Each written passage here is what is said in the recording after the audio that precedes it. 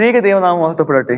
കർത്താവിൽ പ്രിയമുള്ളവരെ, മാർ ഇവാനിയോസ് പിതാവിന്റെ ഓർമ്മയാചരണത്തിന്റെ ഭാഗമായി അദ്ദേഹത്തിന്റെ പുസ്തകമായ വിശുദ്ധ കുർബാന ഒരു ധ്യാന പഠനത്തിന്റെ വ്യാഖ്യാനമായ ഗുരുദർശനത്തിന്റെ 7-ാം ദിവസത്തിലേക്ക് ഏവരെയും ഹാർദവമായി സ്വാഗതം ചെയ്യുന്നു.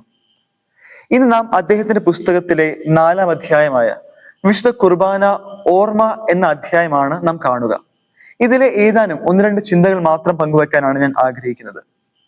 അദ്ദേഹത്തിന്റെ ഈ ഒരു പുസ്തകം ചോദ്യോത്തര രൂപത്തിലാണെന്ന് നമുക്കറിയാമല്ലോ. അപ്പൊ അതിന്റെ ആദ്യത്തെ ചോദ്യോത്തരത്തിൽ തന്നെ ഈ അധ്യായത്തിന്റെ സാരാംശം അടങ്ങിയിട്ടുണ്ട്. വിശുദ്ധ കുർബാനയെ നമ്മുടെ കർത്താവ് ഏർപ്പെടുത്തിയത് എന്തിനായിട്ടാകുന്നു? അദ്ദേഹം അതിന് 2 കാരണങ്ങളാണ് പറയുക.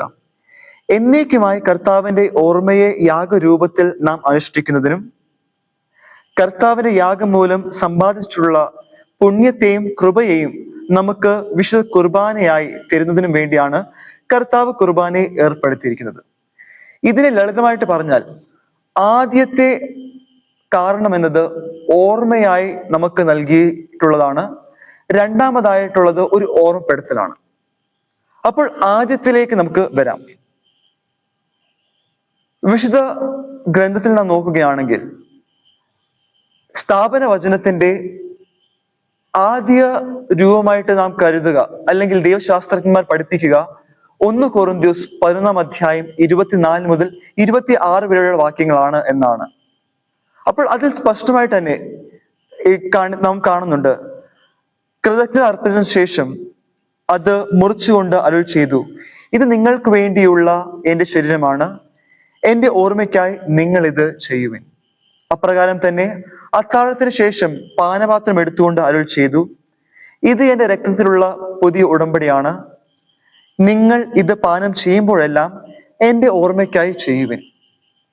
അപ്പോൾ യേശു കൽപ്പിച്ചിട്ടുള്ള കാര്യമാണ് അദ്ദേഹത്തെ ഓർക്കുക, അല്ലെങ്കിൽ പീഡാനുഭവത്തെയും കുരിശുമരണത്തെയും ഉത്ഥാനത്തെയും 2-ാം വരവിനെയും എല്ലാം അനുസ്മരിക്കുക, ഓർമ്മിക്കുക എന്നത്. അതിനാൽ പ്രിയമുള്ളവരെ, യേശുനാഥൻ തന്നെ കൽപ്പിച്ചിട്ടുള്ള കാര്യമാണ് ഇത് നിങ്ങൾ എന്റെ ഓർമ്മയ്ക്കായി ചെയ്യുവിൻ എന്നത്. ഓർമ്മയുടെ ഗ്രീക്ക് പദം എന്നത് അനംനേസിസ് എന്നാണ്. അനംനേസിസ് കൊണ്ട് എന്താണ് അർത്ഥമാക്കുക? ചുരുക്കത്തിൽ പറഞ്ഞാൽ ഓർമ്മ എന്ന് തന്നെയാണ്. എന്നാൽ നാം മനസ്സിലാക്കുന്നതിനേക്കാൾ ആഴമേറിയ ഒരു ചിന്ത ഈ ഓർമ്മയ്ക്കുണ്ട്. അപ്പോൾ ഓർമ്മ എന്താണ് എന്ന് പറയുന്നതിനേക്കാൾ എളുപ്പം ഓർമ്മ എന്തല്ല എന്ന് പറയാനാണ് ഞാൻ ആഗ്രഹിക്കുക. എന്ന് വെച്ചാൽ മറക്കുക അല്ലെങ്കിൽ മെമ്മറൈസ് ചെയ്യുക എന്നുള്ള അർത്ഥമല്ല ഈ ഓർമ്മയ്ക്ക് ഉള്ളത്. പിന്നെയോ അതിന് അപ്പുറത്തേക്ക്, അപ്പൊ അതിന്റെ പദത്തിന്റെ അർത്ഥത്തിലേക്ക് പോവാം. അമനേഷ്യ എന്ന പദം നിങ്ങൾ കേട്ടിട്ടുണ്ടായിരിക്കും അല്ലെ? അതെന്ന് വെച്ചാൽ മറവി രോഗം അല്ലെങ്കിൽ മറവി എന്നാണ്. അപ്പോൾ അനംനേസിസ് എന്ന് വെച്ചാൽ മറക്കാത്തതായ ഒരു സംഭവം എന്നാണ് അതിനർത്ഥം. അതിനാൽ പ്രിയമുള്ളവരെ, ഈ ഓർമ്മയുടെ പ്രത്യേകത എന്ന് വെച്ചാൽ നാം മറക്കാത്ത എന്തോ ഒരു സംഭവത്തെ കുറിച്ച് യേശു നമ്മെ അനുസ്മരിപ്പിക്കുന്നു. ഇതുമായിട്ട് ബന്ധപ്പെട്ട് എനിക്ക് ഓർമ്മയിൽ വരുന്നത് ഗബ്രിയേൽ മാർസൽ എന്ന് പറയുന്ന ഒരു തത്വചിന്തകൻ സ്നേഹത്തെക്കുറിച്ച് നിർവചിച്ച ഒരു കാര്യമാണ്. To love is to say that you shall not die. To love is to say that you shall not die. എന്ന് വെച്ചാൽ സ്നേഹം എന്ന് പറയുന്നത് നീ മരിക്കുക ഇല്ല എന്ന് പറയുന്ന ഒരു യാഥാർത്ഥ്യമാണ്. അപ്പോൾ നമുക്കറിയാം മരണമില്ലാത്തതായിട്ട് ആരുമില്ല, എന്നാൽ അവർ നമ്മുടെ ഉള്ളിൽ ജീവിക്കും എന്ന് പറയുന്നതാണ് സ്നേഹം. അത് തന്നെയാണ് യേശു ഈ ഓർമ്മ എന്നതിലൂടെ അർത്ഥമാക്കുന്നത്. അതിനാൽ പ്രിയമുള്ളവരെ, ഈ ഓർമ്മയാചരണം എന്താണെന്ന് നാം കണ്ടു. അപ്പോൾ മാർ ഇവാനിയോസ് പിതാവ് പറഞ്ഞ 2 കാര്യങ്ങളിൽ ഓർമ്മയെ കുറിച്ച് നാം കണ്ടു. ഇനി ഈ ഓർമ്മപ്പെടുത്തൽ എന്താണ്? അതായത് അദ്ദേഹം പറയുക വിശുദ്ധ കുർബാനയിലൂടെ നാം സമ്പാദിക്കുന്ന പല കാര്യങ്ങളെ കുറിച്ചാണ്. അദ്ദേഹത്തിന്റെ ഏറ്റവും പ്രധാനപ്പെട്ട ഒരു ചിന്ത എന്നാ നമുക്കറിയാം, ദൈവസേവനത്തെക്കാൾ അത്യുത്തമം ദൈവസമ്പാദനമാണ് എന്നാണ്. അപ്പോൾ ഈ ഒരു സമ്പാദനം തന്നെയാണ് മാർ ഇവാനിയോസ് പിതാവ് ഇവിടെയും ഉദ്ദേശിക്കുക.